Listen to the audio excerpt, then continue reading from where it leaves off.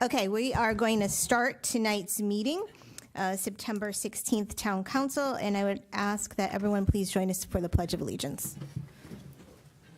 Pledge allegiance to the flag of the United States of America, and to the republic for which stands one nation, under God, indivisible, with liberty and justice for all. Okay, so tonight we have a lot of people to recognize. We're really excited to be able to do this. And at this time, I am going to call up Chief Klett and Deputy Chief Gentile. And we have some proclamations, some life-saving awards, and plaques and all sorts of things. So I'm going to turn it over to you. And We're happy to be here tonight, and we thank you for letting us take some of your time to recognize some of the actions and activities of our staff.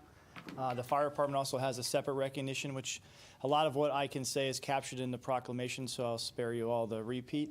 But I'm very happy to be able to say that and thank Aetna and Dave Kemp for what he found about the statistics of our dispatch center over the last probably year and a half. And that the statistics and the hands-on CPR and survival rate is 400% higher in this community than it is in any of those around us.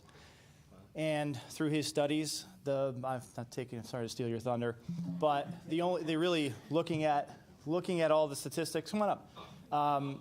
Really was the variable here was our dispatch center, was the ability for our dispatchers, our telecommunicators to pick up that phone, give proper instructions, get hands-on CPR to begin, and provide instructions to these patients and these folks calling for help, and then extending that to our officers on the scene. So it's a great tribute to them.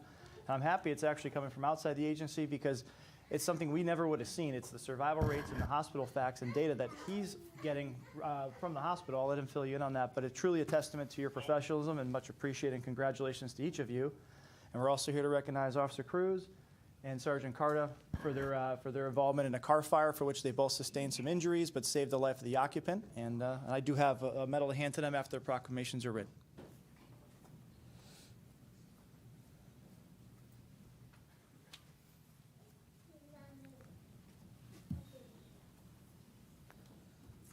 The dispatchers like to come up, or do you want to just remain seated? I know you want to come up. People want to see you. People want to see you. Babies. If you come like right, I think right about here, then the public can see who's watching from home, right? Or you can go over here if you want. You get to be front and Right center. front and center. There you go, right You here. look great, guys. Yeah. Okay. All right, great. So this is called in recognition of Rocky Hill Police Department dispatchers. And whereas emergencies that require police, fire, and emergency medical services can occur at any time.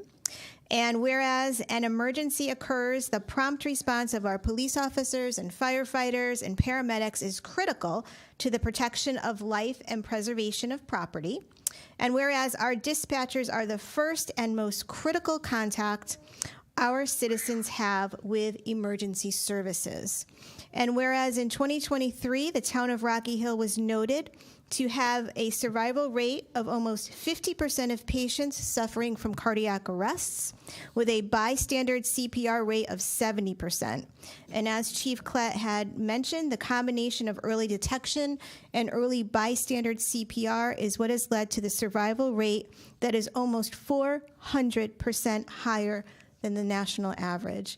And because of all of that, I want to recognize Chris Campanelli, Joseph Biella, Kristen Allen, Rebecca Feliciano Gonzalez, Jordan Simon, Justin Reynolds, Jordan Dalici. Go ahead, say it. What is it? Dallahy. Thank you.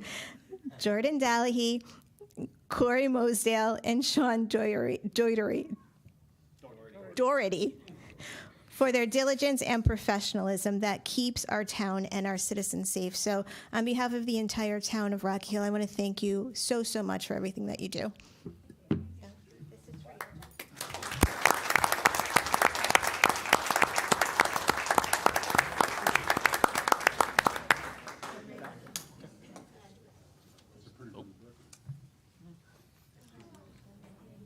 Dave, Oh no, you don't get to leave just yet. I have to now ooze over you. His so much nicer. Mine's very pretty for everybody in the audience. So my name is Dave Kemp. I'm the Clinical Operations Manager for Aetna Ambulance. And so one of the things that we do is we actually look at all of these calls. It's through the Cardiac Arrest Registry for the Enhancement of Survival, or CARES. And I started about, I would say about 18 months ago to notice a trend that patients in the town of Rocky Hill, for some reason, and I couldn't at the time put my finger on it, were having a much higher survival rate. And for those of you in the audience, the 400%, an average person who goes into cardiac arrest has a 10% chance of survival. And the town of Rocky Hill, they have not only a 70% bystander CPR rate, which is the key to really allowing these patients an opportunity to survive, they have a 48% of chance for walking out of the hospital when they go into cardiac arrest in this town. And I thought it was very important when we started to look at it to really recognize, you know what, these dispatchers and telecommunicators are setting up these patients for success, and they are the first line of really that chain of survival. And I thank you guys so much for what you do. Please keep up the great work. And I want to present on behalf of Aetna as well as Rocky Hill Ambulance this plaque for you guys. So here you go. And I think you're going to have to get another picture too, so apologies.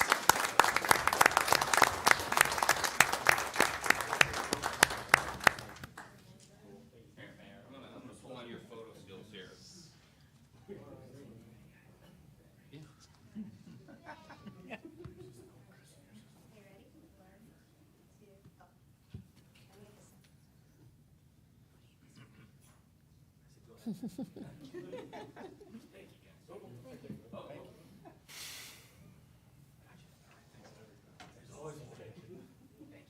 Thank you. You're good. All right.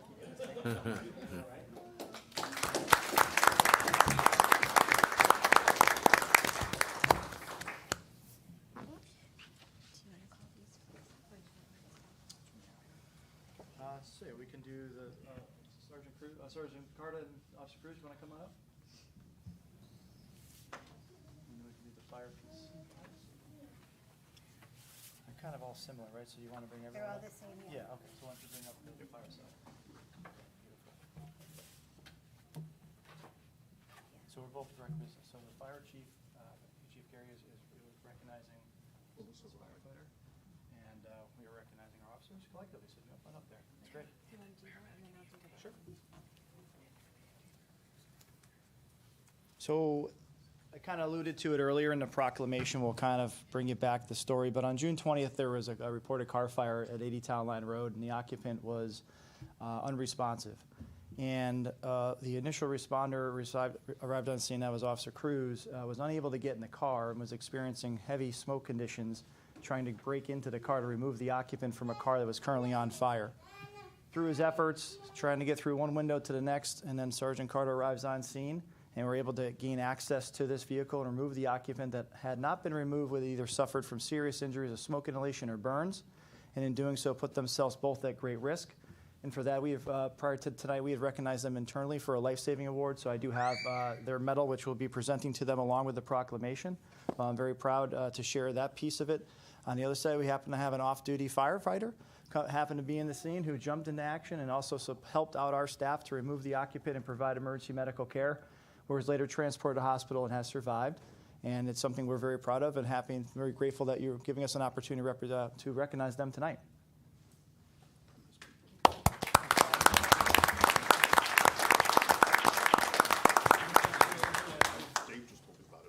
Okay. They got proclamations. Okay. But it's all Well, jump on up and get your Yeah, join the team.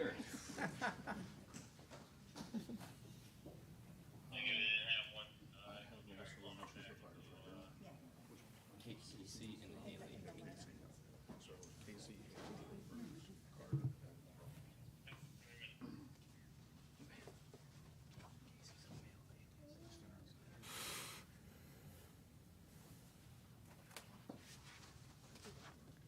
All right, so we have one more proclamation that I'm going to read for all of you, and then I'm going to give you your individual ones. And so this is the Life Saving Award, and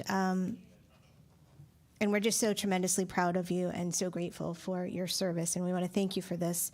And As it was said on Thursday, June 20th, the fire department, the police department, medical services were dispatched to 80 Town Line Road for a report of a motor vehicle accident with a car striking a large sign. And the fire department was advised that the car was occupied and burning. The car ended up resting against the support steel of a 2-story sign located on the south end of Stop and Shop sidewalk, atop a pile of fresh wood chips. There was a moderate fire coming from underneath the car, as well as the engine compartments. Sergeant Laura Carter, Officer Samuel Cruz, Paramedic Casey Samuelson, EMT Haley DeCrescenzo, and Volunteer Fire Lieutenant Melissa Roaming removed the driver from the vehicle as he was unconscious, rendering him incapable of self-preservation. And although none of the first responders were supplied nor equipped with any type of respiratory protection, they bravely performed this rescue at great peril to themselves.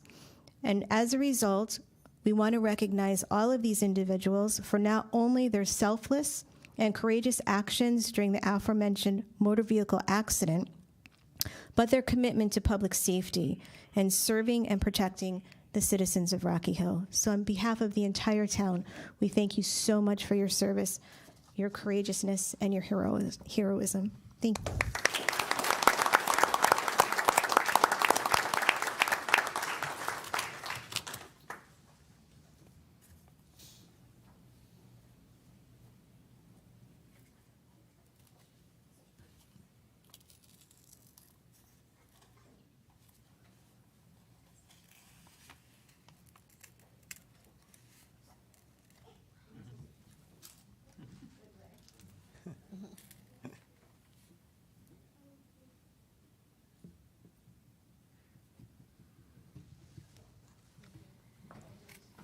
Thank you.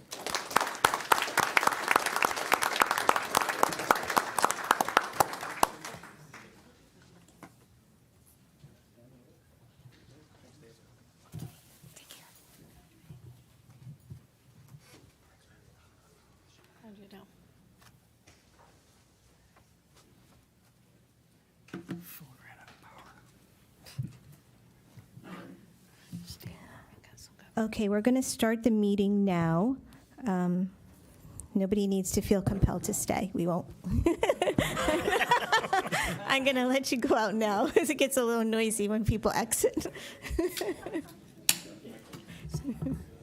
It's like a bomb scare. So I'll just read the instructions for public comment as people are exiting. This portion of the meeting is specifically set aside for comments from the public, who are asked to limit their comments to 2 minutes. Any person interested in providing public comments remotely should email publicmeetings@rockyhillct.gov prior to 4 p.m. on the day of the meeting, at which time a link will be provided to attend the meeting, as well as instructions on how to participate. Would anyone from the public like to be heard?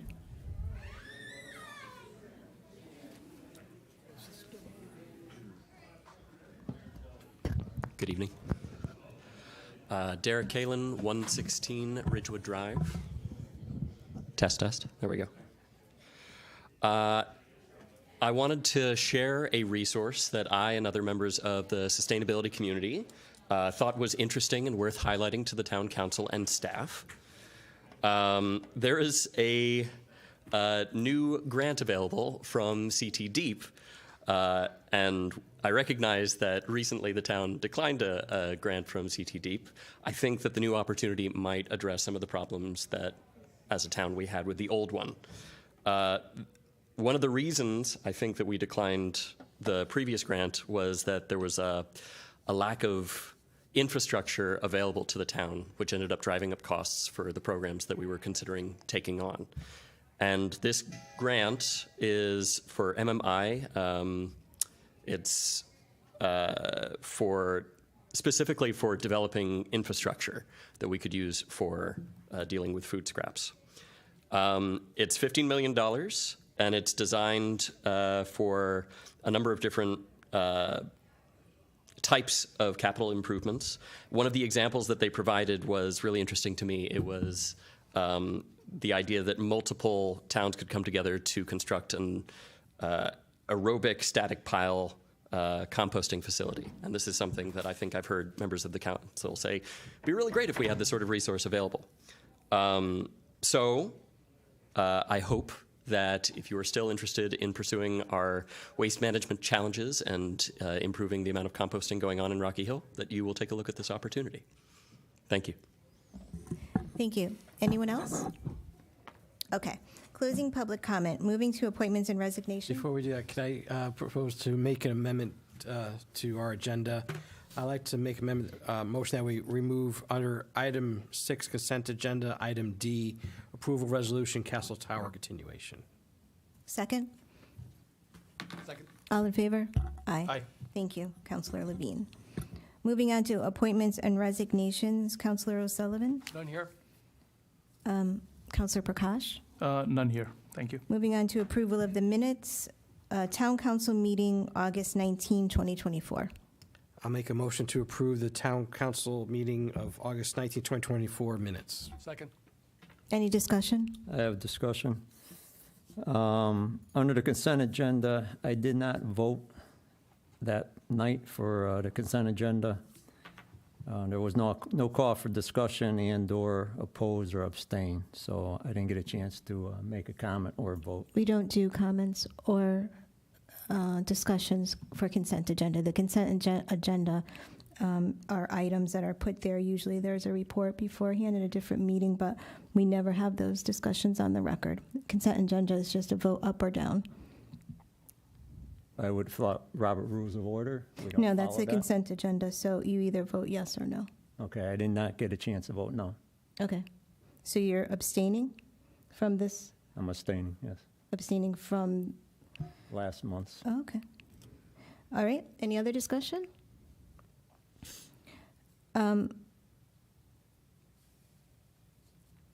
Before I call the vote, you still were at the meeting, That's correct. and you had an opportunity to read the minutes, so you probably should vote. I don't think abstaining from the vote. If I have questions and you're telling me I can't ask questions. Okay, so all in favor of the minutes from August 19th? Aye. Aye. Aye. Any opposed? Opposed? Okay, I have to abstain because I wasn't present. Okay. I abstain too. you're abstaining. I was not there. Okay. I was just going to say something, just if I could briefly to Yeah. Councilor Whalen. Yeah. I think usually when the consent agenda comes up, if you have questions, you let the town manager or the mayor know that, because we can then perhaps take it off. I think we've done that in the past. We we've have. taken it off of the consent, so that, going forward, if you have questions, that would probably be the best Thank you. course of action. Good feedback, thank you. Well, thank you, and then I have questions for tonight's consent agenda that apparently I'm Well, not it's gonna already ask on the questions. agenda. Okay. So I'll be Okay, voting. so we took the vote? Okay, we're good. Okay. I'd like to make a motion to approve the minutes from the July 25th, 2024 Town Council special meeting. Second. All in favor? Aye. Aye. Any opposed?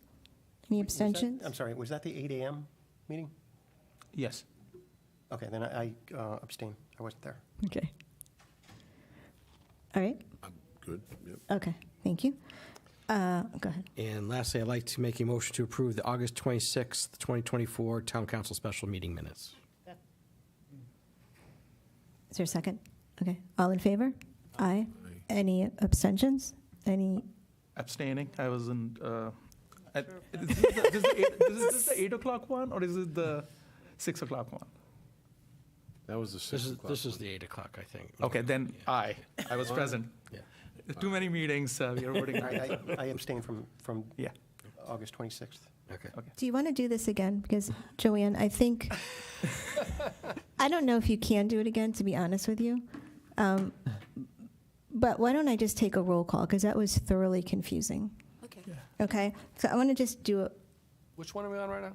We'll go back to. Well, I think A, we were all set with, Yeah. right? B, there was confusion about whether that was an 8 AM or 6 PM. It was a 6 PM. Oh, No, the July Was it- 25th? Do you want me to look? No, that was Or was the it? 8. It was an 8 AM. that was Okay. 8 a.m. 8:30 a.m. Yeah. All right, and then August 26th was also 6 8 o'clock. a.m.? No, 6 No, o'clock. at I night. have it here in my notes that someone said 6. No, that was the nighttime meeting. Okay. Are we all set then? Do we need to do a roll call? I have for July 25th, Jeff made the motion, Bill seconded, and John, you abstained, right? Correct. Right, on that? Yep. And for August 26th, Jeff and Bill, and you, did you abstain on there? You said you were there, John, I abstained on that one. on that one too? Yeah. Okay. So the last one, I have to abstain because I was in there. That was the evening meeting, Okay, August 26th. August 26th. Thank you. And I'm sorry because we haven't had enough confusion quite yet. On the July 25th meeting, I just realized I left that meeting 11 minutes early, so I cannot vouch for the accuracy of that last little piece of the minutes. So I therefore need to abstain from that one.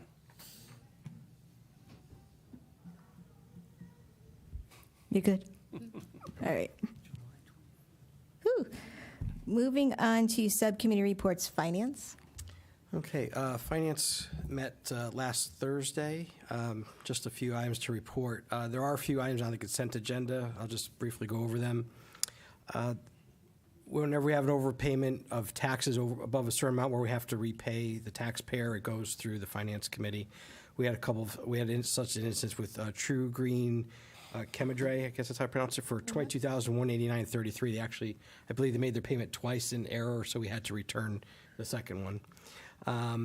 The second item on the consent agenda is as a result of litigation that was brought against the town for evaluation of 45 Elm Street. This is going back for a few years, dating back to 2018.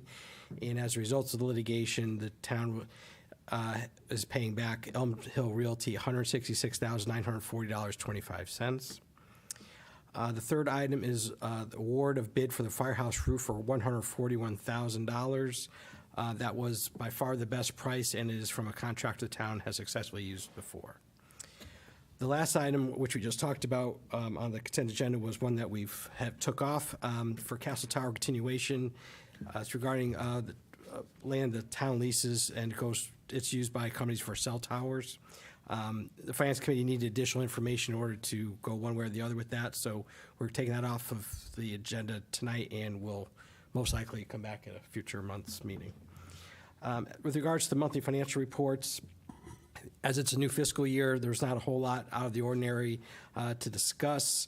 The one exception would be the amount in the prior year's taxes collected is a negative, which you don't normally see, a negative $39,000. And again, that's due to the Elm Hill Realty payment that I just mentioned. That amount will turn positive as the year progresses. It's at least expected to do so. And that is it for finance. Thank you. Government ops. Okay, that's me again. Government operations met earlier today. Just give you some updates from our different departments. First, Parks and Recreation.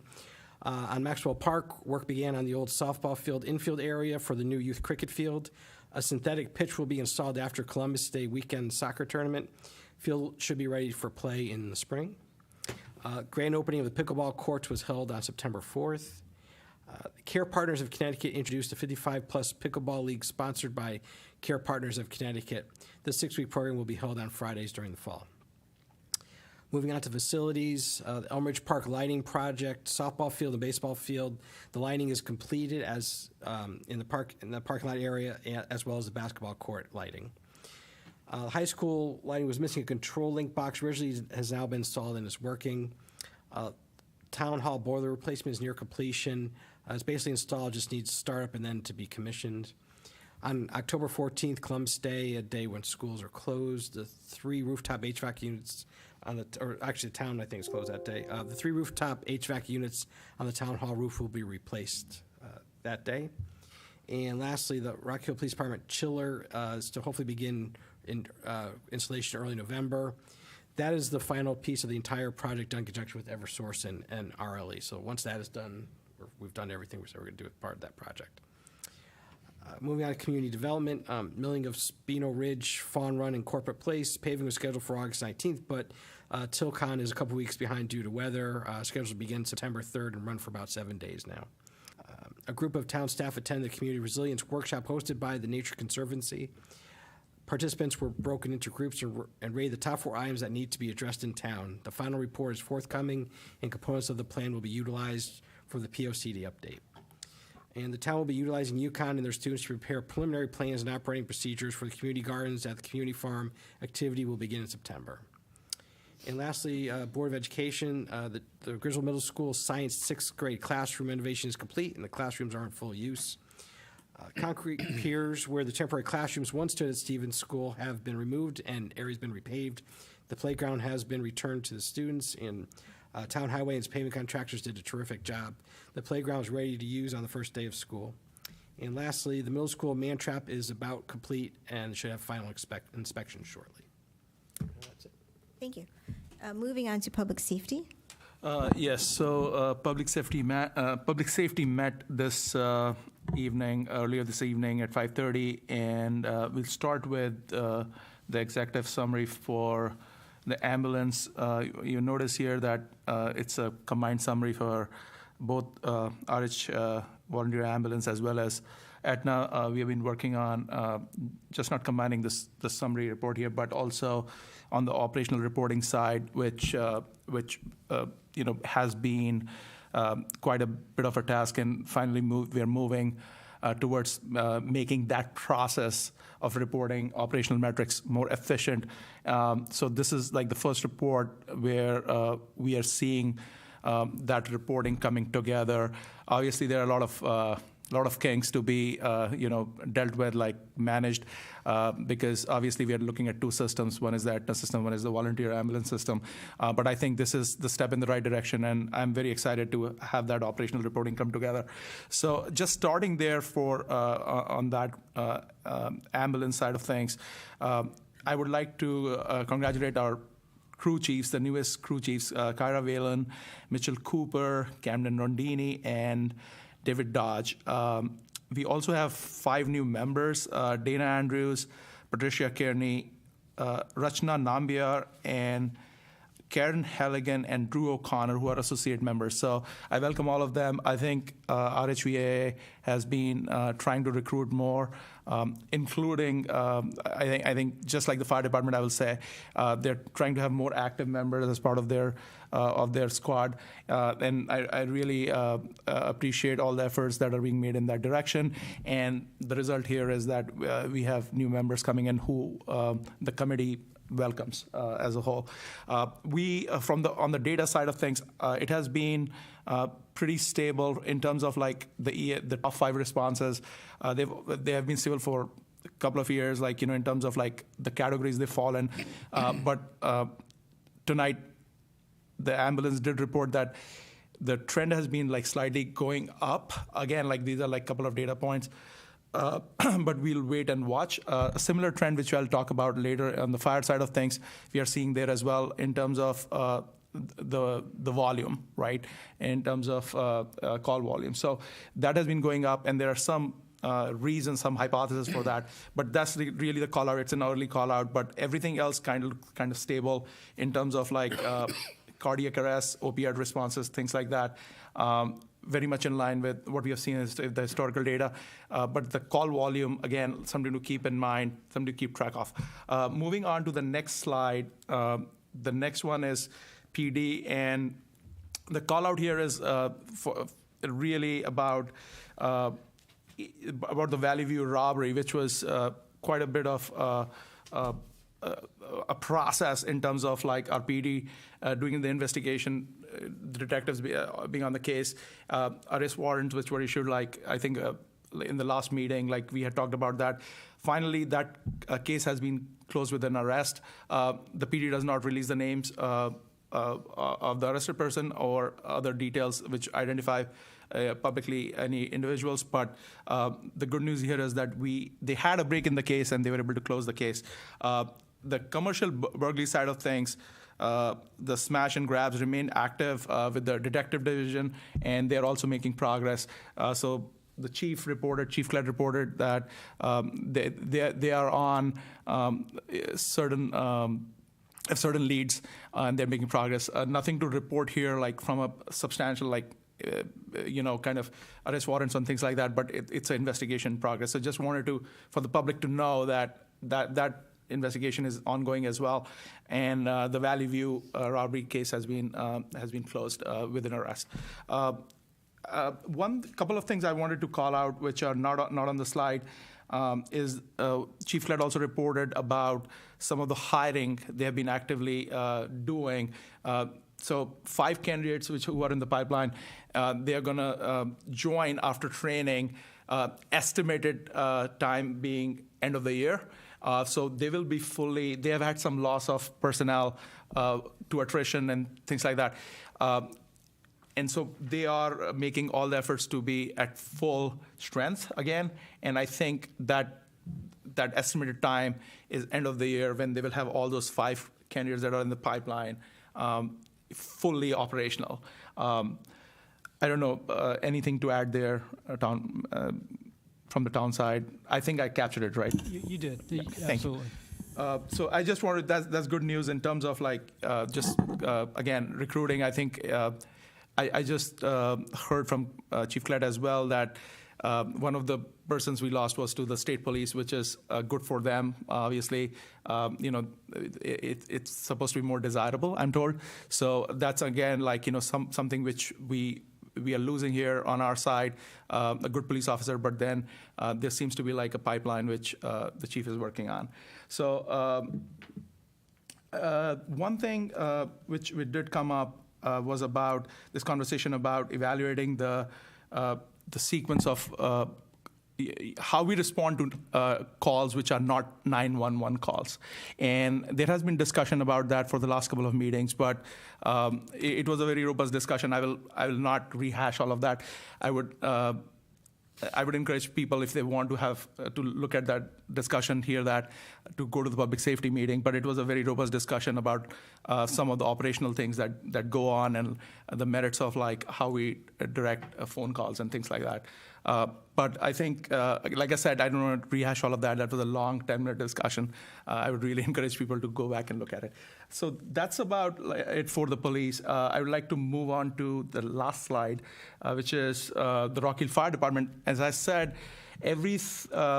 all the metrics generally are in line with what we have seen, over the last couple of years in terms of highway funding.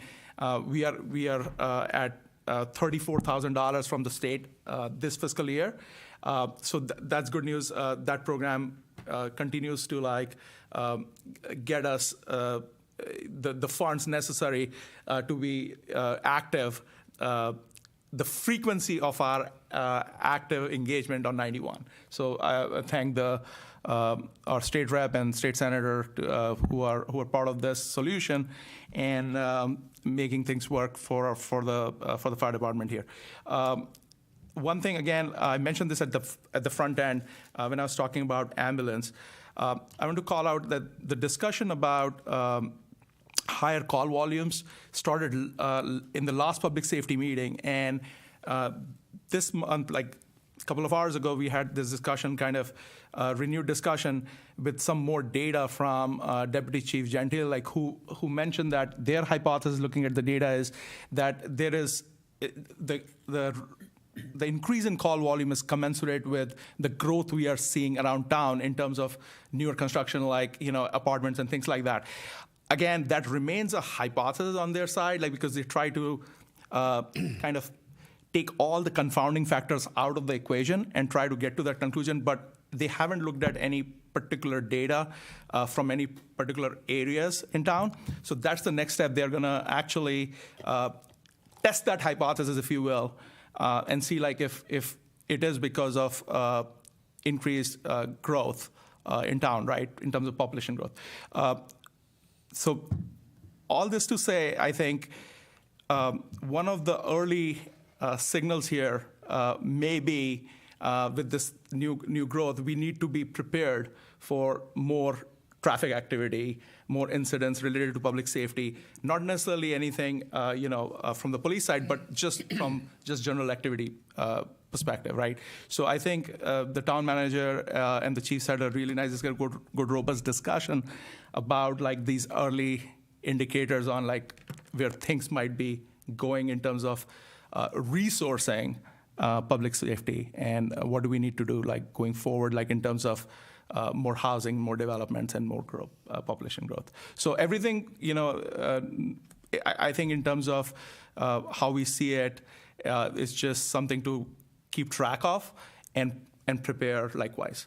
So, and one last thing, I don't have a slide from Charlie Brown from the health district, but he did call out the vaccination clinics that will happen in October at the senior and community center. So, so people who would like to be vaccinated here in town, they have that opportunity. I think the more details are probably on the website, Ray, right? At some point, probably for the October vaccination. Yes. I don't have the exact dates here, so please look at the website, and that's about it. Thank you, and that was the report, Mayor. Senior Liaison? We haven't had a meeting. Our next meeting is October 28th, I believe. Land Acquisition and Farmland Preservation? We haven't had a meeting since our last council meeting. We do have a meeting next week. Liaison to the State Rep and State Senator? I reached out to Senator Lester and Representative Wood late last week for any updates. Did not hear back from either, so no updates to give tonight. School Liaison? No report. Thank you. Capital Improvements Committee? So Mr. Greenspan isn't here, so we'll just pass that. And Economic Development Subcommittee, same. Yeah, did not meet. Okay. No scheduled meetings right now. Thank you. Moving on to the consent agenda. So, so just a reminder, we did take item D off. So with that, I'd like to make a motion to approve the consent agenda. Second. All in favor? Aye. Aye. Any opposed? Opposed? Any abstentions? Okay. Moving on to old business, there's none. New business, A, discussion, possible action, property revaluation process.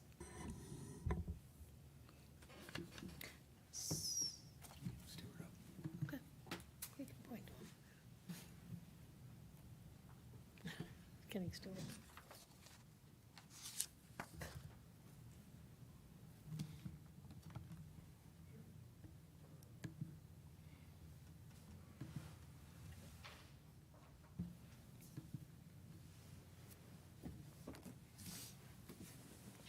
Yeah, just as a quick introduction, we had the mayor and I and Stuart and our director of finance had a couple of meetings with two assisted or age-restricted housing developments.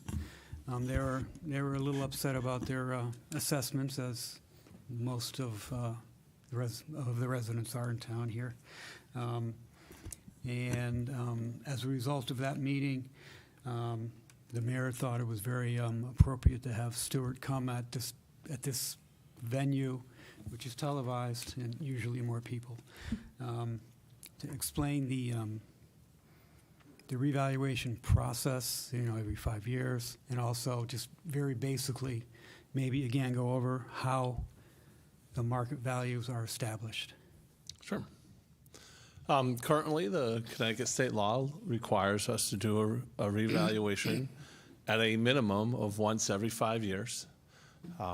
2023 was our state mandated year to do revaluation. Our next mandate is October 1st, 2028.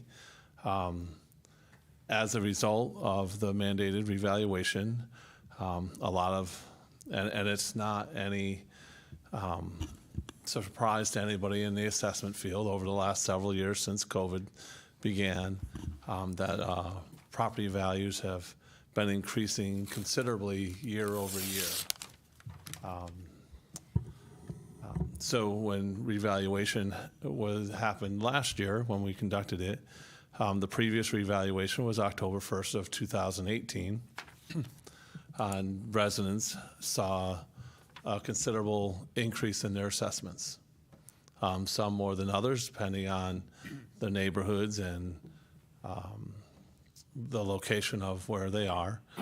Each neighborhood, through market indicators, changes at different rates. So as a result, the average increase last year was about 35%, but some neighborhoods went up 40 or 50%, or some even more than that, whereas some went up less than that. The one thing that came out of our meetings with the elderly is how do we prevent those large shifts and increases in assessment. And one of those things is to do revaluation more frequently. And if we do it more frequently, and I would recommend annually, it will prevent the big spikes and the big valleys, and it'll just be the normal shift in the market or change in the market on an annual basis, and the increase or decrease won't be as shocking to the residents as this past revaluation. Rocky Hill wasn't unique. My town had revaluation in 2022. Okay, so this is what I do. So I knew what was coming, and I understood it. I don't know how, but the assessor in my community had the information incorrect on my property, so I shifted more upward than others, even though I've had my assessor out to my property on numerous occasions. I don't know how but I shifted more than others. But I understand the process. But with having a more frequent occurrence of revaluations, will, instead of having large peaks and large valleys based on the change in the market, because if you were on the council in 2013, instead of telling you that our values are going up, I was telling you that they went down from the 2008 revaluation. So now, 2018, our values are relatively flat, and now we have our COVID values. The market hasn't changed a lot, but right now, some of our commercial properties are rebounding favorably in occupancy, and our retail is coming back.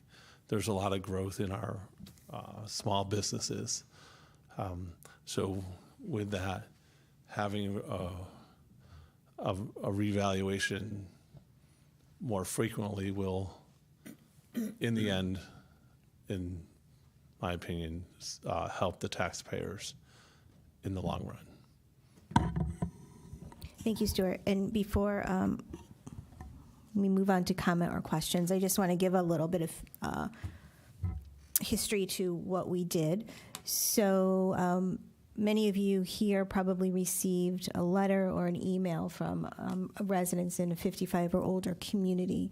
And it was the same, at least for me, it was the same letter, and it was just signed by a different resident. And I sort of had this canned response, right? Because you want to say the same thing to everyone who was making a statement. And it was just making a statement, right? And I thought, okay, perhaps we should invite these people in and really have a conversation with them. And so we did that. And I want to thank the town manager for agreeing to do that, as well as Stuart and our finance director. And I will tell you that it was wonderful to meet with these residents. We also invited a second 55 and older community to come in, and we met with them as well. And we had Stuart prepared these, along with our finance director, these amazing individualized information sheets about their property, how their property varies from other properties, and the assessment rates from the last reval as compared to this reval. I mean, there was so much information there. And so Stuart explained all of that. I, again, explained the budget process and sort of how everything syncs together. From a policy perspective, which is what we do, we came up, I think, when I say we, I speak for all of us, but I came up with a few suggestions that, we can look at. One is better communication. So people were just not anticipating the revaluation, and they were not anticipating the high, even though they were aware of it being a competitive market, I don't think people really understood just how competitive the market is in the post-pandemic world. And so Stuart and I, about a year before the assessments went out, we actually did an announcement and talked extensively about what is reval, why is it happening. But, not everybody sees that. And so we're going to come up with better ways to communicate that, as well as better ways to communicate the appeals process, and just keeping people on notice. We did that with these two communities. Another suggestion was looking at revising the frequency of the assessments. I know we had this conversation before, Councilor O'Sullivan, but it's worth looking at again. If it's not 1 year, it's maybe 2 years. And then we also said that we would look into federal and state programs that might assist our elderly or older taxpayers. Right now we have some assistance programs here, but it really is based on your income levels, and nobody in those two communities qualified, in terms of income and assets.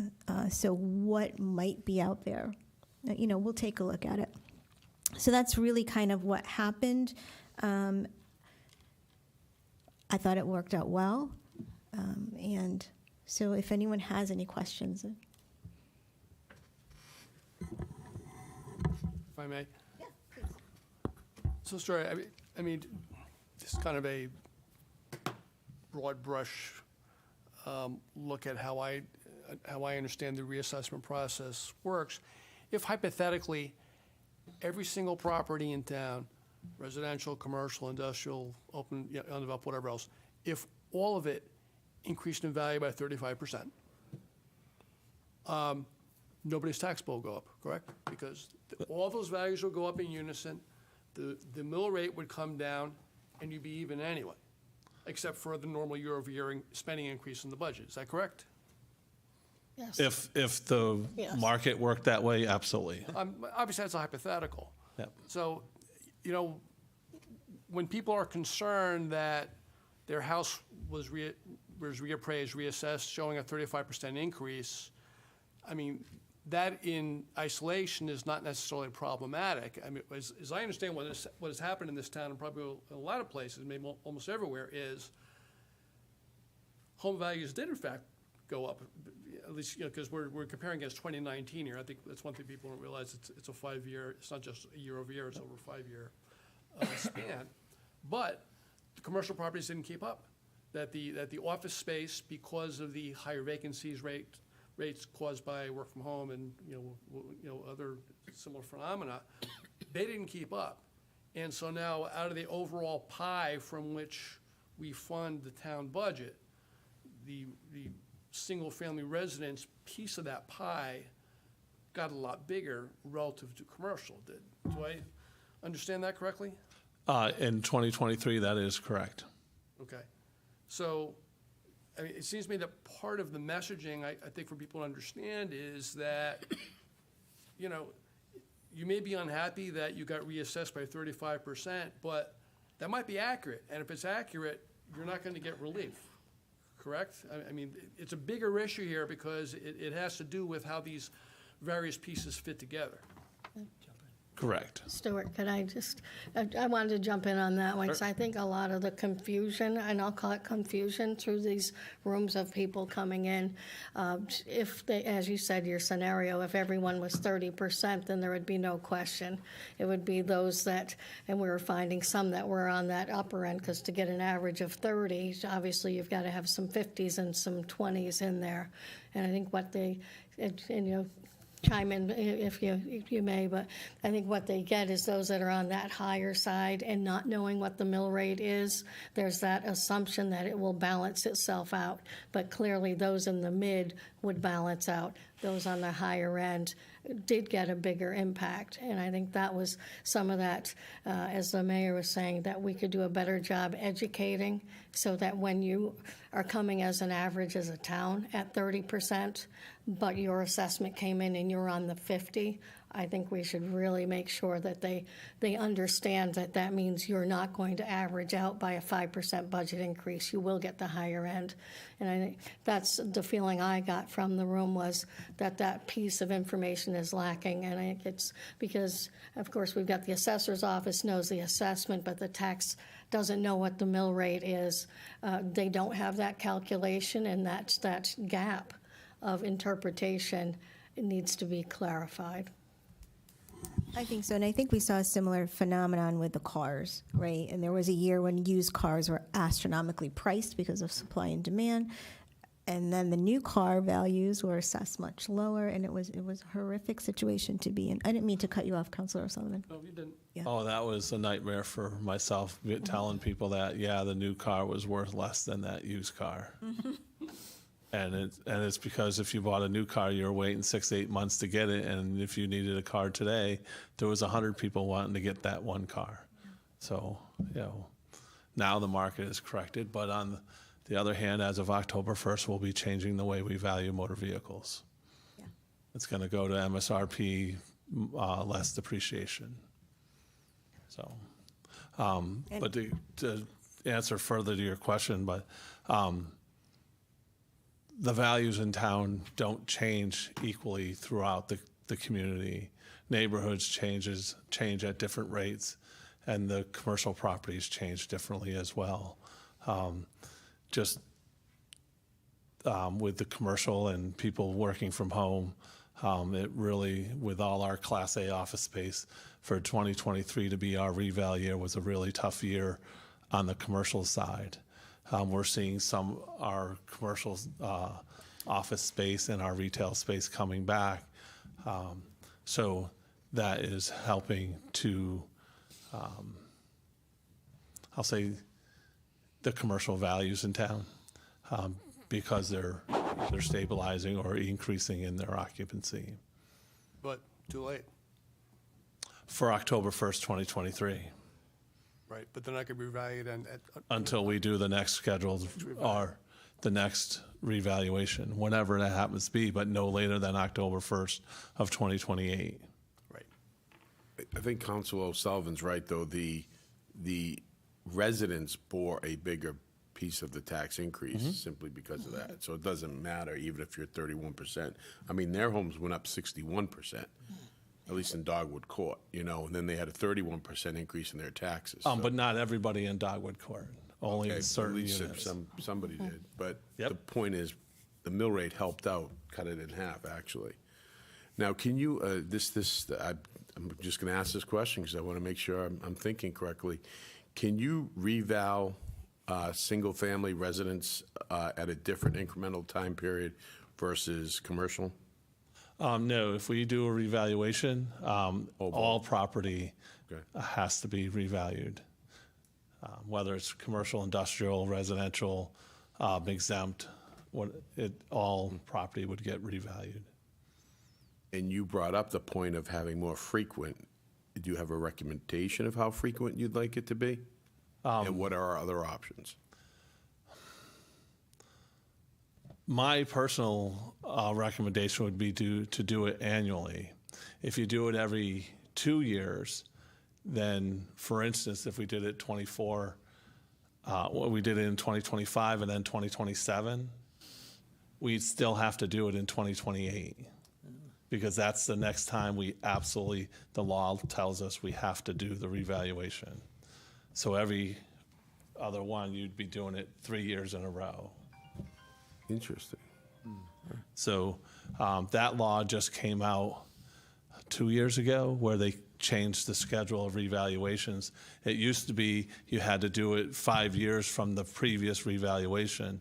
Now they set a schedule that it doesn't matter what you do in the off year, you have to do it every 5th year. And our schedule did not change. Other towns, they either had to do it in the 4th year or they pushed it out 1 year to a 6th year, but our schedule didn't change.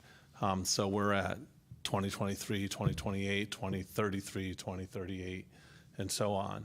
If we do it more frequently, it does not alleviate us from that responsibility of every fifth year. I got it. Boy, that's backwards. What was the rationale, if you know, for the state requiring it every 5 years? Well, we used to do it every 10 years, and they found that the increases in assessment were too great over a 10-year period. So they changed it to every 4 years, and then they found that the schedule was too frequent for the Office of Policy and Management to handle what they were doing. So then they changed it to every 5 years. So if you, a little bit of history about the town of Rocky Hill, they used to do revaluations every 10 years on the 9. So like 79, 89, 99. And then they changed it to every 4 years. So then you had revaluation in 2003. And then right after that revaluation, they went to every 5. So now we're at 8, 13. There's no, I guess, right or wrong answer to it. Some of it is financing. The issue with the financing part, paying for the Hey, Stuart, can you just jump on that? Can you kind of explain, if you can, like the costs associated and maybe the benefits, if there are, the benefits to doing a more frequent Okay, so evaluation? when you do it every 5 years and you're going out to bid, the revaluation company has to relearn your town and how the neighborhoods interact with each other. And in conjunction with the assessor, Rocky Hill does really different than most communities. I'm really involved in the revaluation process. But the support we get, they're learning. They have to relearn everything. So the cost, because they have to learn everything, it takes them longer to do the analysis, so they charge more because it takes them more time. Going into this last revaluation, I posed a question to the company we use to support me, and they said if we had a contract that said, "Hey, I'm going to do this every year for so many years," that it would be drastically reduced because they don't. Although they have to do the analysis every year, the work that they have to do is drastically less than if they start it once every 5 years or whatever, because they already know that they already have a contract with us, so they don't have to go out and say, "Oh, gee, am I going to get any work this year?" Because it's going to be guaranteed. And 2, we get a better price because it's multiple years. And then because they don't have to relearn the town, or in some cases, if the low bidder isn't the one that you used the last time, they have to, they have to learn what the neighborhoods are, even though we have them established. But that costs time and money, and you don't get the advantage on the value. And I truly believe that if we did it annually, our annual cost would be less than our 5-year cost. Could you just give us the 2023 cost? How much did it cost for the reval? We paid the contract was $125,000. Do you remember what the 2018 was? Before COVID, it was $58,000. Yeah, 65. What's that? I think you came out at 65. Yeah, it was. So, what do you think it would be if we did it yearly?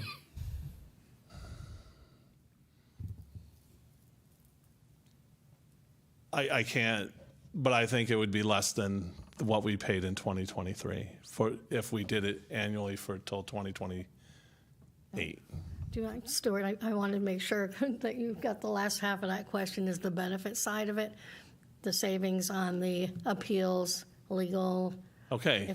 Well, I would love to. I will say though, I think it is important to know what that yearly annual cost would be. I mean, if it's only like 20,000 less, I'm not sure how big of a savings that is. So I would want to hear again what. Well, else it's okay, gonna so take. now, Yeah. all right, so if you're looking at just the number on the cost of revaluation, okay, you can sit there And and I'm say. not. No, I'm not. Hold on, Yeah, yeah. but you can sit there and say, well, that's not a big enough delta to do it. You can say that. You scratch your head and go, well, why do I want to put our taxpayers in through this process? Well, here's the other side of the coin. Every revaluation, you guys see the legal bills, and it's all the same commercial taxpayers. File lawsuit. It doesn't matter if I'm right or wrong. That's if you look at the firm that represents the commercial taxpayer, it's their business. It's what they do, and they just file, and then we, in a future date, come up with an agreement, or because we can't get into an agreement, we go to trial. And earlier in this meeting, you saw the number when the judge comes up with his own number and just plucks it from the air and says, oh, this is what it's going to be. For no reason, that's just what he chooses, or she. In this case, if you're doing revaluation, and it's good for 5 years. So in this case, it was a 5-year or 4-year refund or whatever it happened to be. Well, when you do the revaluation more frequently, that lawsuit is only good until the next revaluation. That's it. So if they if it appeals next year, they have to file a whole new lawsuit, and it's based on the next year of revaluation. Most of my litigation is based on contingency, so the lawyer doesn't get paid unless they get a reduction in the assessment and therefore the taxes, and they usually get the first year's savings. And then it's after that the taxpayer actually gets a savings. Well, if there's no year 2, what's the benefit to the taxpayer? So it's a whole different cost-benefit analysis in deciding to appeal and litigate. Exactly. Is there, how many towns in Connecticut do it annually? A ballpark, or is there? 0. So right now it's 0. So we have, there's no data out there. I'd just be interested in knowing if in jurisdictions that have annual reassessments versus every 5 years, what the data would say about the frequency of litigating tax appeals would be. But I mean, just intuitively, it seems like it would be less frequent because, first of all, the year-over-year increase, the jumps, as you're saying, would not be as dramatic. So it's not so big a number that you're fighting. And secondly, as you point out, the results only go for the 1 year. So that is an interesting point to consider. If you leave the Northeast, I know the Mid-Atlantic states, Florida, they do annual revaluations. And it's not that it doesn't eliminate litigation, but they're doing 6, 8, 100,000 parcels at a time. And I know in Missouri they do, and Kansas, I believe it's every other year. But the Northeast is the one that the area of the country that really doesn't like to change. I can tell you there's an assessor out there that I've known all my life. When I said I was pitching this idea tonight, he said, I would never do that. And I was like, why? And, there was a variety of reasons. A lot of it is, it's a lot of work. It's a lot of work. And my office doesn't get a benefit from it other than more work. What I'm looking at is, to me, it's fairer to the taxpayer. Yeah, and that is the question I want to ask. So the thing is, what tells us that it's fairer? I don't think, there's a lot of conversation we are having here, but to change anything, in my view, you need to clearly prove that there's a better alternative. And what is better? It's fairer then define fairer and give me the numbers. I mean, it's that simple. So that's one thing. But what has started this discussion, right? Let's go fundamental on this.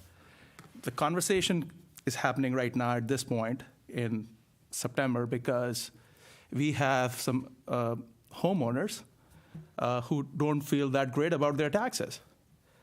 And I would argue they don't feel great about their taxes because we don't have an assessment problem. We have a rate of growth of spending problem. That's what the truth is. I know nobody wants to hear that, but that's what it is. So if you are not looking at the fundamental issue here, then we are just like putting a lipstick on a pig, to borrow a phrase from wherever.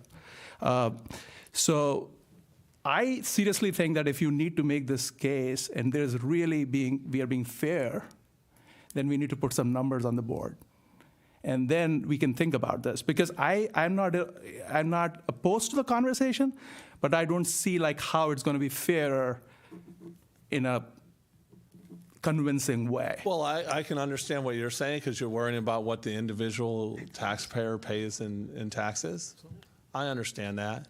But just so you know, for my office, what any individual or anybody pays in taxes, for us, not that it's not important to us, because it is, but we don't control that side.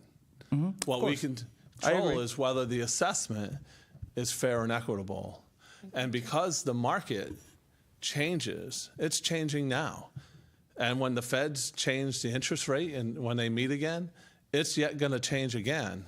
And when it changes it again, and the rate that the commercial entities can borrow money goes down, then the cap rate comes down, and then it makes your commercial properties, not that the residential properties aren't going to change, but then it makes your commercial properties more attractive, and then therefore more. No, so Stuart, like. So then, hold on. So then you're looking at, as Mr. O'Sullivan said, shifts between property. This changes the shift, and then if you're looking at how it impacts the residents, as 2023 brought it more towards the residents, it starts to go back the other way. Stuart, I just want to jump in. I think the council has a good point, and I think we will do that. I'll have you do that to the best of your ability. Okay.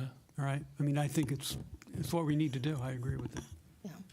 No, I'm open to this conversation for sure. Like if it really helps mitigate the fundamental issue here, right, which is really the burden on the taxpayer. Yeah, because it will be a big change, Stuart. You agree, right? I mean, going from what we have today to, I mean, if we are going to make that big a leap, that's hard. Yeah, but thank you, Ray. I think that was my point. Yeah, can I say one more thing? Because I'm sitting here and I'm going back to Councilor Sullivan's comment, and it happened on this revaluation that the residents really took it hard, and the businesses, the commercials, didn't. But in 2018, I suspect it was the reverse, right? Because we had a 5% increase in our budget, and residents are having, on average, a 20 to 25% increase in their taxes, or residents, not commercial. So commercial, by definition, had to go down 15, 20% of their tax burden. So it just happens in 2023. We're looking at the loser is now raising their hand. Hey, where were they in 2018? I wondered, did we have a lot of commercial lawsuits at that point? And how many do we have now? Because they really didn't see the increase that maybe they thought was coming. On the commercial side, we have about the same amount. It's the same people. And then if we had a 5% increase in our budget, right, and we had an average of 20% increase on the homeowners, is that a fair statement?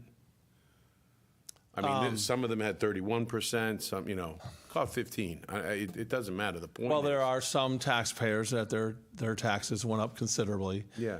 And the 'Cause I'm ones, thinking the rate of growth. and thing there are taxpayers out there that had their taxes go down. residents? Oh, yeah. Oh, you haven't heard from them because their taxes went down. Yeah, they're conveniently absent. Because just so you know, when we do revaluation, we have the bell curve. It's, okay, where do you fall on the bell curve? If you're at the average, all right, if you're at the average, and the budget stays the same, then your taxes stay the same. If the budget goes up 5%, then it shifts the bell curve median. Right. And then, so then if you fall there, but if you're below the average, your taxes go down regardless of what that number is. It's the bell curve and where you fall on it. And it goes by neighborhoods change, again, at different rates. If in 2008, I valued houses in town at over $1 million. And those people that own those houses came in and crucified me and said, no way my house is. And I'm like, are you kidding? Yes, it is. But they weren't selling. There was no sale for $1 million in 2008 in his town. Doesn't mean the value wasn't there. It just means that I didn't have a sale. Right.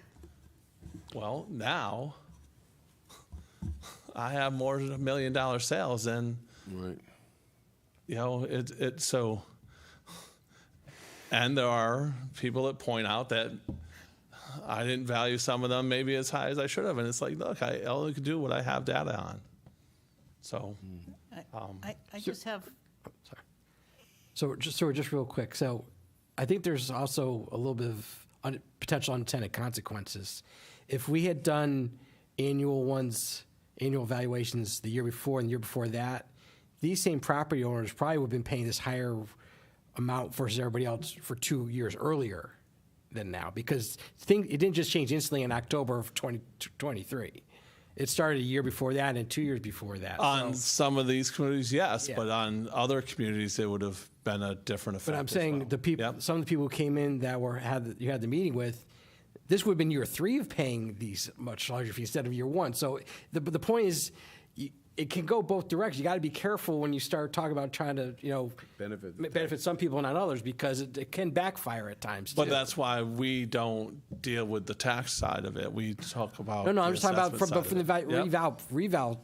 They would have been paying the rates they're mad about, the amount of tax they're mad about paying this year would have started 2 years earlier. They would have been paying 3 years at that pace. It would have instead of corrected one. itself 2 years ago or whenever we did the next reval, whether it was in 19, 20, 21, 22. No, I'm saying if we did a 22 reval and a 21 reval, it was still kind of similar to what 23 was. I mean, it was maybe not quite as high, but still.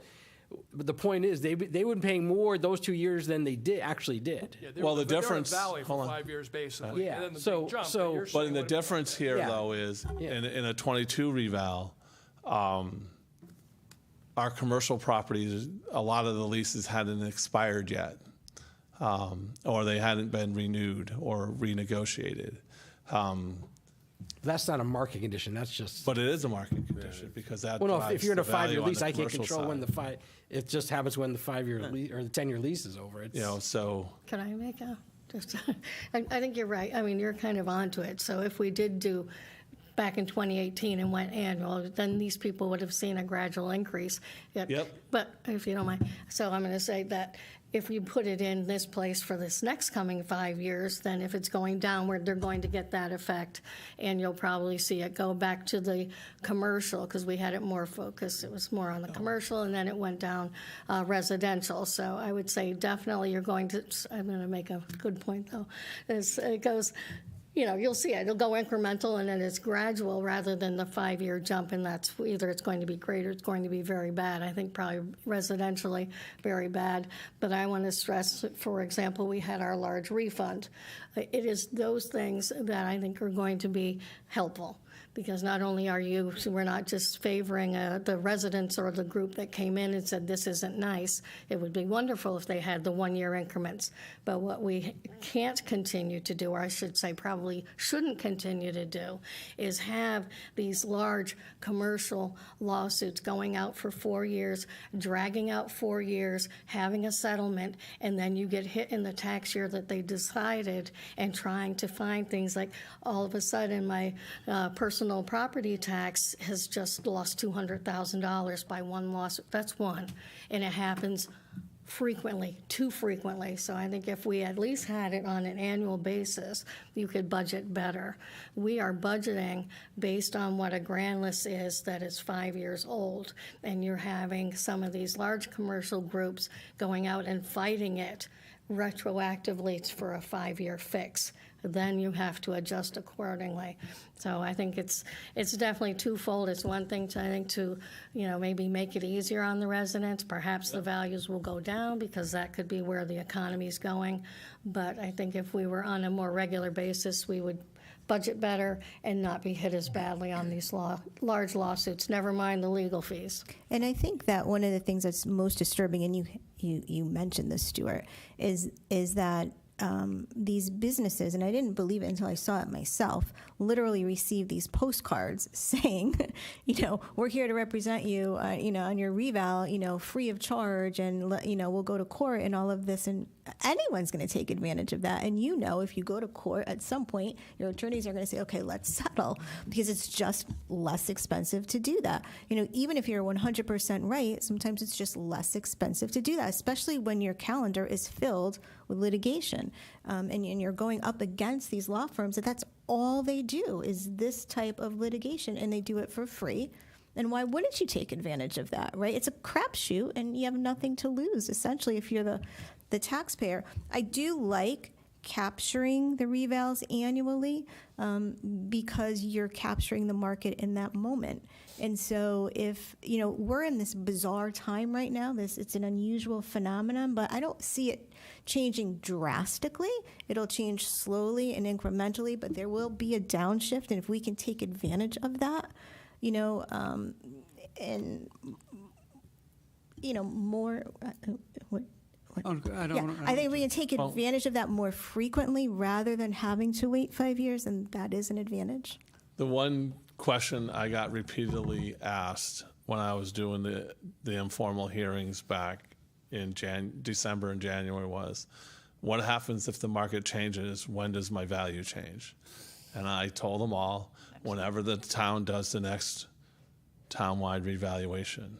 And right now it's scheduled to be October 1st, 2028. And I said they can do it more frequently, but that's a policy decision, not a law decision. And so that's the biggest concern of the taxpayer out there is they know for the most part, their value is correct. Because all you have to do is look at the sales, and they publish them in either the Reminder or they put them in the Current every Sunday. So I read those too. Not that I don't see the sales in my office, but I like to see what my town's doing and my neighbors or my property value's doing. But they ask, hey, when is this going to change? Well, two questions. One's a technical question, but the other thing, since October 1st of 2023, house prices have gone up. So if you do another valuation, they're going to go up again. Just throw that out there. Go to Zillow and go see what your house is worth versus 23. So if everybody thinks the 1 year is going to solve it, now it may be in the long run better to do it every year. But I just want to set expectations that if you do an October 24 valuation, it's not going to reverse itself this year.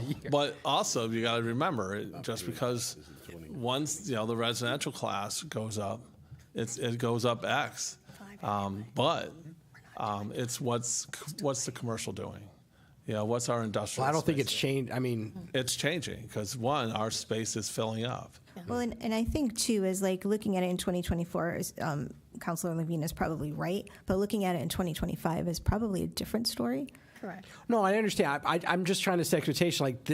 Year one may not be the magical bullet that everybody thinks it is. Maybe it's good in the long run to do that. I just want to I'm not saying to do or not do. I'm just saying if we do it, just forewarn people that when you talk about communication, that 100%. Just be careful. 100%. And the first year may not. Well, and it's always the long game as opposed to the short game. My technical question was, does it have to be October 1st of any year? It does. Okay. That is the assessment date set by the statutes. Okay. And I think you're right. It's part of long-term planning. There's no short, instant solution. Yeah, I think realistically, we had already determined that there's no way you could do an October 24 full reval at this point anyway. This is definitely an October 25 conversation, but we have to plan in advance. Before we end this I conversation. have a question Yeah. that I would like to ask. I don't know if it's the same organizations, but a couple of people have approached me. Some of their 55 and older communities don't receive all the services, like snow removal and garbage. Is any of that reflected in the reval? All of that is reflected in the market value. So Because when they purchase the property, that is a known condition that they don't have children in school, they don't receive road maintenance, they don't have trash removal. All those conditions are built into the sale price when they purchase, even how much they pay in their condo association fee.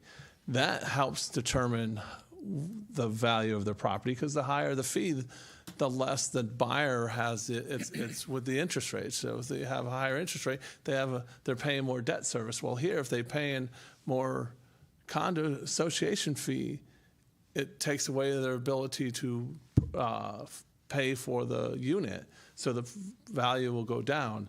So all those conditions are built into the price that they pay. Because if you ask anybody, and if they don't ask these questions when they're buying a condo or even a single-family house, when you purchase a property, you're buying the full bundle of rights, and those include whatever the amenities that come with it.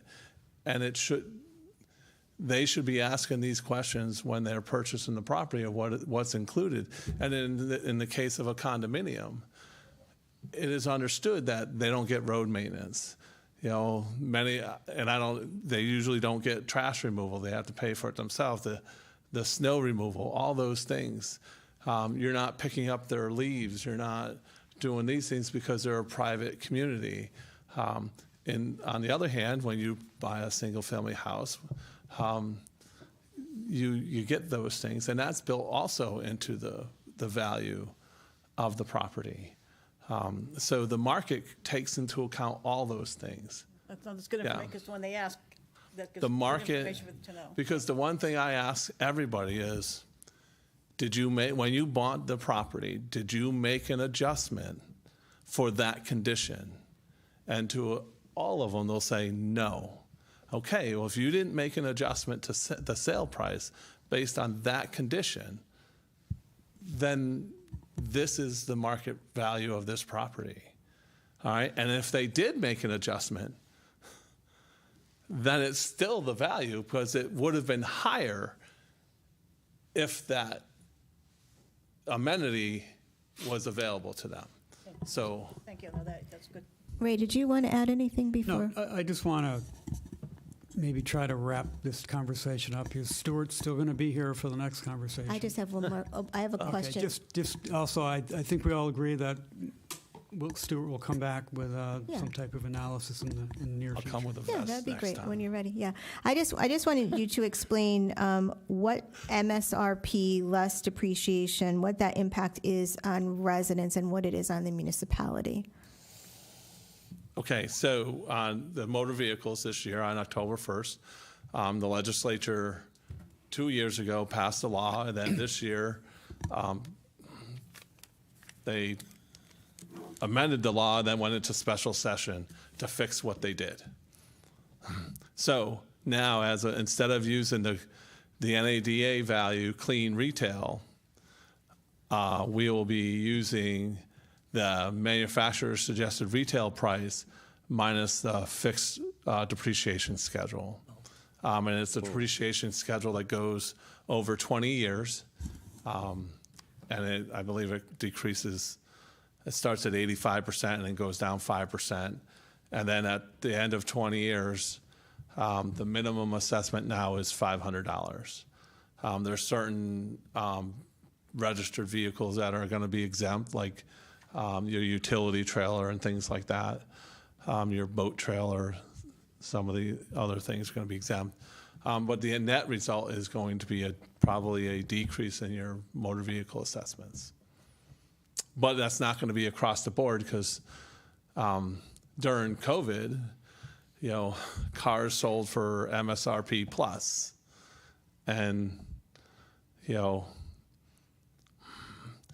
nobody is, unless you have a high demand vehicle, that most people don't pay MSRP anymore since, we're far enough away from COVID that it's MSRP minus.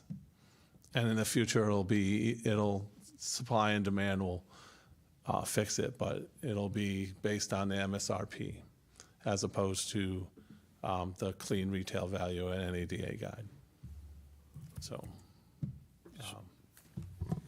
Okay, thank you.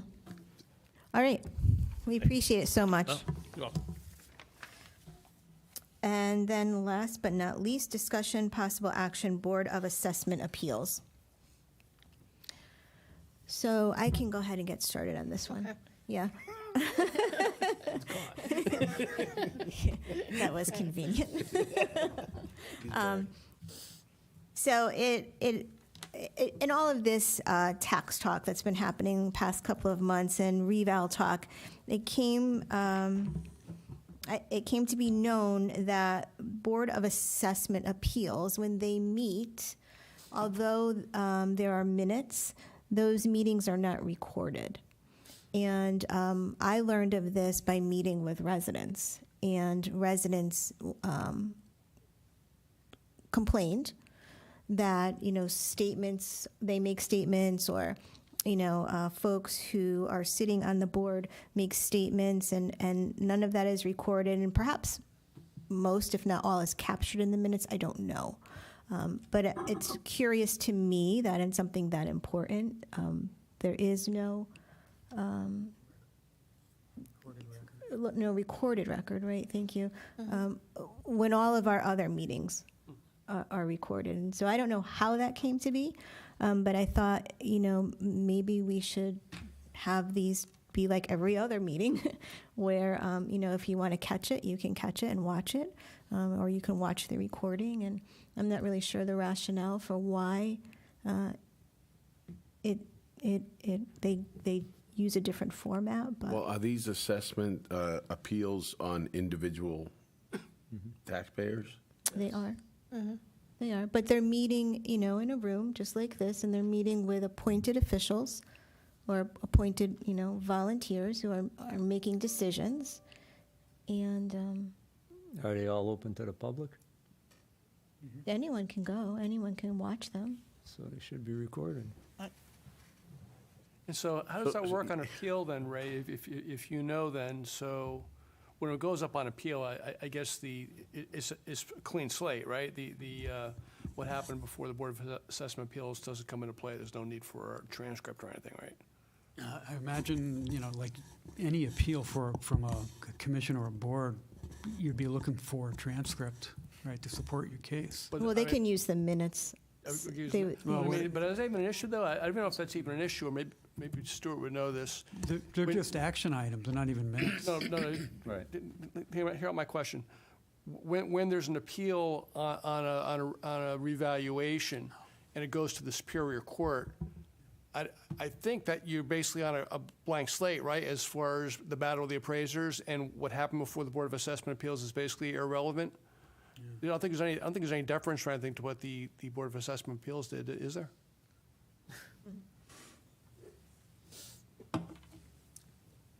When it comes to going to the Superior Court, Yeah.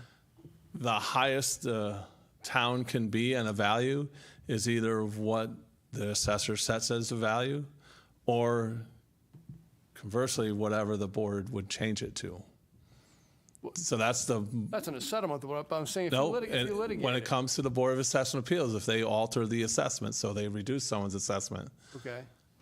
that's the assessment is the maximum that if I would win, the town wins in the court, that would be the assessment, the maximum the assessment can be. So they need the underlying record that. Right. We usually supply the court with the Board of Assessment Appeals actions in every case.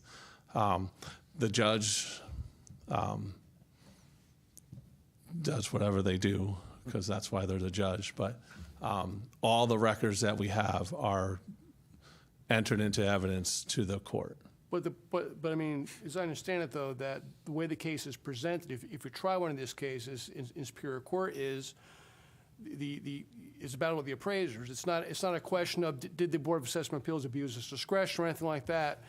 Maybe it sets a floor and a cap on what the ultimate outcome can be, but it's not like an appellate court reviewing what a trial court did on ruling on evidence. It's not like that. You're just putting on two appraisers and whoever's more credible to the judge. Essentially, yes. You don't really need that record below then for the ins and outs of what the rationale was for the decision. Like in zoning, for example, when you do a zoning appeal, you have a whole record and you know what did the commissioners say and what were they thinking, what did they consider. As I understand, that's not how you approach it with a reevaluation appeal. Generally, because the members of the board don't usually have experience with valuation. The judge doesn't know use any testimony that would have been. But what is used is the testimony that the appellant provides at the Board of Assessment Appeals. We use that against the appellant whenever it is possible. So it's not about whether we provide something for the court, as in the three members of the board. It's whether we have the documentation from the appellant, because what they bring to the board is evidence that can be used against them in the Superior Court. Yeah, the written documents, but not what was said at the hearing, though. Even if they say something that contradicts what their evidence is, yes, we'll use that against them. How do you bring it in, though? If we just said there's no recording? Well, because it's whatever we have in our notes. That's all we have, and sometimes that's an issue because it's not recorded. It's not memorialized anywhere. We don't take verbatim minutes. We just annotate what the actions are of the board because they're just usually going pretty quickly on their decision making, and some of their, they just, but we try and capture what the appellant brings, and if they bring something, we will present it to the Superior Court to contradict whatever, because on the same side, we can't go any higher than my value. They can't go any lower than the value that they testify that it's worth. And they usually put a number that's so low that it's not credible. But then when they get to the court, it's usually much higher. But they only can go as low. So when we're in the hearing of the Board of Assessment Appeals, we're trying to get information that would indicate that the value is supported. The town's value is supported. But there is no recording of that because the board at the moment, since I've been here, has never been in a place that the meeting is recorded. But if you've got licensed appraisers testifying in court, some stray remark that the homeowner made at the Board of Assessment Appeals, I mean, that's not going to absolutely factor it. Because one of the questions, if you're asking me, the first question I'll ask you is, what do you think your property is worth? And guess what? If you're the property owner and you think the value is worth this, that is credible evidence to be used against the appellant. So there have been occasions where you really, really wish you had a transcript or absolutely, many had cases. A recording and stuff. Okay. Many cases. Okay. And you're relying on notes and just maybe differing recollections about who said what. Whereas if when it's just my note that says, again, it goes to credibility, but if we have some kind of transcript or something that's from the meeting, we say, yeah, it was said, and this is what their opinion of value is. Because again, it goes to, yes, market value is the driver, but what also is the case is, I can tell you the market value is whatever based on the data I have, but you may not think that's the case. You might say, well, my house is worth more than that for a variety of other reasons. And then it could be true. So that's why the one thing I always ask is, well, what do you think your property is worth? Because that's an appropriate question to ask. Because if it's more than what I'm valuing it at, then it's, well, why are we having this discussion? If it's But if less, let's have this discussion. If they're and coming figure out to why. you, though, as an appeal, I would hope they know what you think the value is. Well, they should, because it's it's on Right, the because they're property record card. disputing it, that it should be lower unless they want to pay more tax. Don't assume. Don't assume. So I think the point is really just creating a more transparent process, and I don't know why we wouldn't do that. You know, and it just happened to come up in conversation with people, and so I wanted to bring it to everyone's attention. Who is the Board of Assessment? I think that's 3 individuals. There are 3 elected taxpayers. Appointed, they're Marty appointed, Stiglich, right. Are they Catherine Alexander, Oh, they're on the ballot. and Guy Drapeau. Okay. And Guy Drapeau is currently the chair. And they make the decision. We may not have any candidates. And they make an independent decision based on the evidence that's presented before them. I have Do enough they- out. Yeah, I'm sorry, that seems like, wow. Do you so let me back up. So with planning and zoning, a couple years ago, state lawmakers came up with this notion of providing training for commissioners on planning and zoning, which I think is wonderful. I don't know that that's happening yet, but is there training for the people who sit on this appeals board? And do we know, does who would it be, like CROG or CCM? Somebody must offer some. I know we can't force people. Okay, our Assessor Association provides a class for those that are on the Board of Assessment Appeals. It's a 3-hour class. It's held several times a year, usually after Election Day and before the Board of Assessment Appeals, starts doing appeals. I can't make anybody go to it, but the town of Rocky Hill makes it available to anybody that's on the board. Okay. We let them know that it's available. We give them all the opportunity. We pass that out to them and say, hey, this is available. If you want to go, let me know. I'll sign you up. It's an in-person 3-hour training? It is. Has anyone ever taken you up on that? I don't mean anyone ever, but I mean the past few. Why not ever? Well, Since I've been here, no. That would be ever. and we can't mandate. We can't Those mandate are that. statutory. I mean, that you have to have the Board of Assessment Appeals, and it comes from the Yeah. that's all What we statute. do is all statute-driven. What is not statute-driven is the decisions they make and the dates that they actually meet. There's my office, we do our best to make sure that they comply with the laws of the state of Connecticut. We don't tell them how to comply. We just make sure that they comply. We advise them what the law is, and they make their own decision. I suppose if you can't mandate, and we necessarily don't mandate. I wonder if it's like, I don't even know how we would do it because they're not appointed. Well, I can They're tell you elected. this, I'm elected on the Board of Assessment Appeals in Berlin. And as much as I'm not necessarily the fan of it, they actually broadcast our meetings on Zoom. So anybody can log in. Now, can I tell you if anybody ever watched? No, but if I went and looked at the record, yes. But our meetings, because I want to say there's an ordinance that says that all meetings will be Stuart, can they make a decision at a Board of Assessment Appeal? Yeah. To lower tax? No. Assessment. To lower, okay, well, okay. And they do. If I would encourage everybody to go online to the Town of Rocky Hill's webpage and check out the meeting minutes of So what they say, what Board they of come up Assessment with is Appeals. binding, so you don't have to approve it?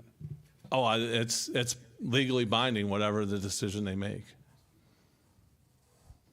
Unless the appellant appeals. Well, it's legally binding, and then the appellant has the opportunity to go to the Superior Court and challenge the ruling from the board. And then that's generally what you see on the legal piece. It's the people that challenge the decision of the board. Or the town can appeal. Say again? Or the town can appeal. The town can appeal the decision of the board. But we have to go to court to do that. You would have to go to the Superior Court. because they're acting on behalf of the town. because they're acting on behalf of the town. Just like if you were going to try and overturn a board planning and zoning decision, it's the same. It would be the same process. I guess we have to, so I guess there's two things. One is we should, and I hate to say the word policy, right? I'm not looking to draft a policy, but theoretically, we should have a policy that mandates that people go to training when they belong to certain boards or commissions. It seems nonsensical to me that we don't do that. But at a minimum, I think tonight we want to really decide, do we want to make these meetings more transparent and open? It benefits the taxpayer, and I think it benefits Stewart's office. I guess when we nominate people, we should, I was thinking that should be a criteria that the parties have when they nominate somebody, is that this requires some training. I mean, my son's on housing, he went to an all-day training. He said, Yeah, I through need to the- know what I'm doing. Like within our caucus. Through the caucuses, right? Yeah. Like, just make a But point. make that as a question that I mean, we can all agree to that, and we are active on our committees, so just say Yeah, we something that expect going it. forward, we want people to be doing these jobs, do them the best they can, and that means training. Okay, yeah. So, I'm going to just make a motion, and we can discuss as part of the motion, I guess, but may I make a motion that all meetings for the Board of Assessment Appeals are somehow recorded, whether it's YouTube or whatever other electronic, Well, I think through, or probably through our Here. existing technology. Just I like guess. any other meeting. Yeah. Well, so that a record is made. It's not just Yeah. being broadcast live, but Yeah. so a record is being Right, made. exactly. Second. any discussion? Do we need a discussion on the expense associated with that? Would that be, you know, I don't know if there's a. Yeah, I We already mean, have everything we need to do. if you can have the meeting, scheduling is pretty tight for this room. So here is fine.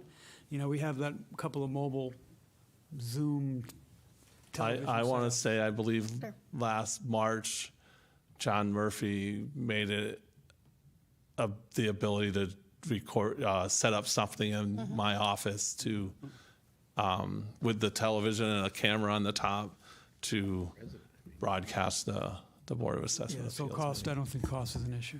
Yeah. Anyone else? Okay, all in favor? Aye. Opposed? I'm abstaining. Any abstentions? Right. Okay. Thank you, Stuart. You're welcome. We're actually really done now. You can hang around though. Until next meeting, Stuart.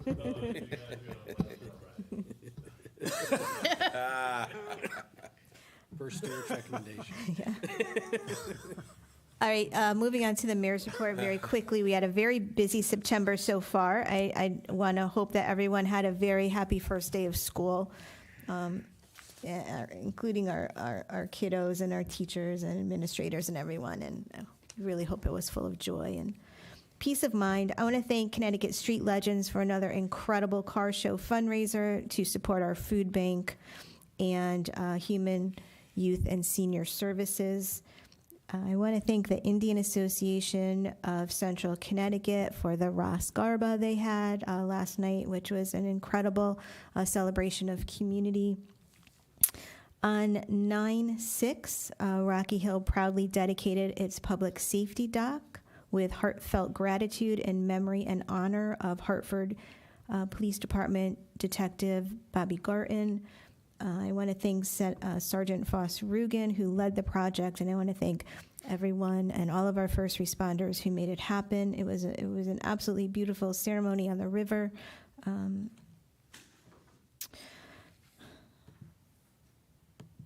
I want to thank the Commission on Inclusion and Innovation for another successful Walk a Mile in My Shoes. They are doing the hard work that needs to be done in our community, which is at the grassroots level, where things really have to happen if you want to effectuate change. Our second annual Italian Festival was a big success. I want to congratulate the Italian American Society of Connecticut, and I want to give thanks to news anchor Dennis House, who again served as the MC. This Thursday is Prevention Palooza. I don't know, Ray, if you're checking these off on your report. Keep going. So Rocky Hill Human Youth and Senior Services have planned this wonderful family event for this Thursday from 5 to 8 p.m. It's free admission. Entertainment will be there, and food will be there with food trucks. Thursday, 9/26 from 7 to 9, as was reported previously.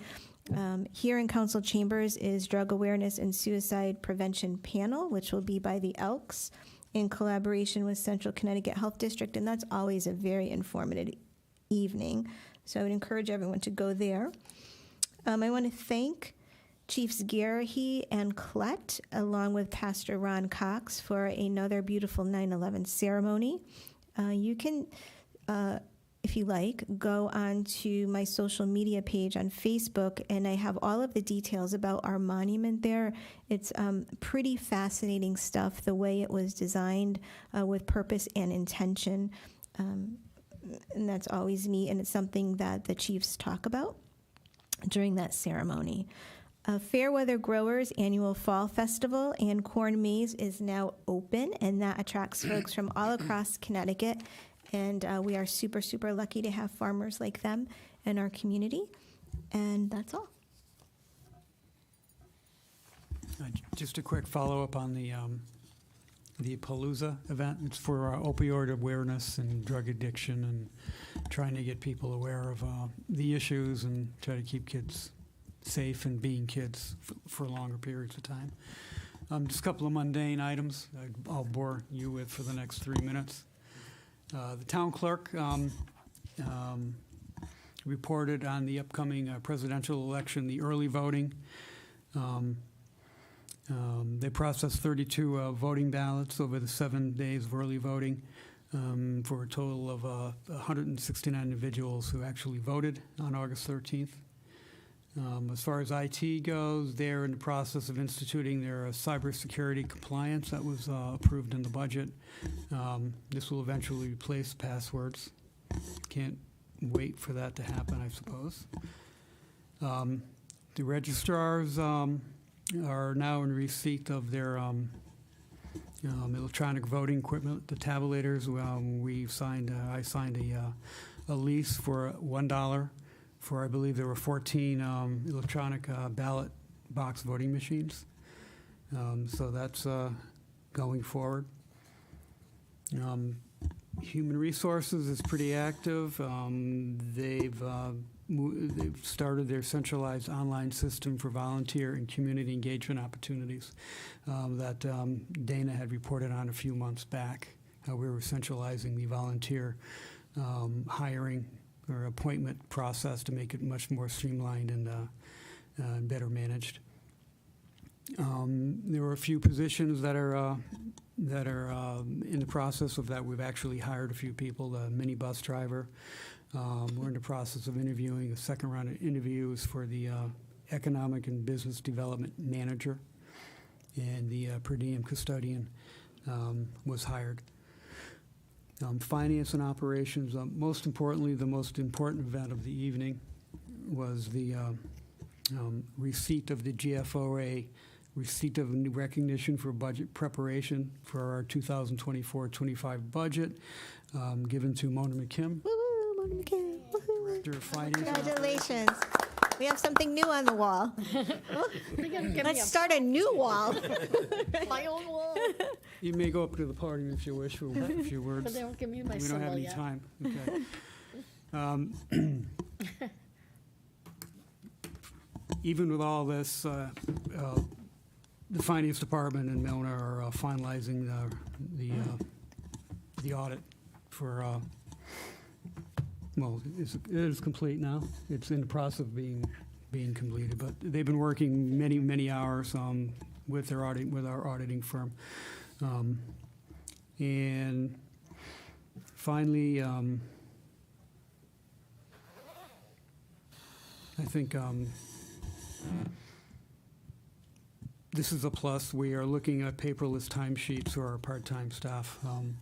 We go through reams of paper, signing and approving hiring of part-time employees, especially Parks and Rec, one after the other. So this will make things much more streamlined, saving paper, and just much better management. Oh, one last item. I think you probably have seen this, but this is very important correspondence from the fire department. It's for immediate release on Friday, September 13th, 2024 at 7:43 p.m. The Rocky Hill Fire Department was dispatched to the Shell Station on the Silas Deane Highway. On arrival, the firefighters were tasked with removing a large cat that had been released from its crate and lodged itself underneath the front seat of a small car.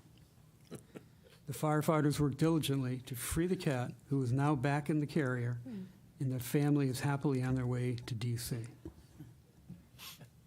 There we go.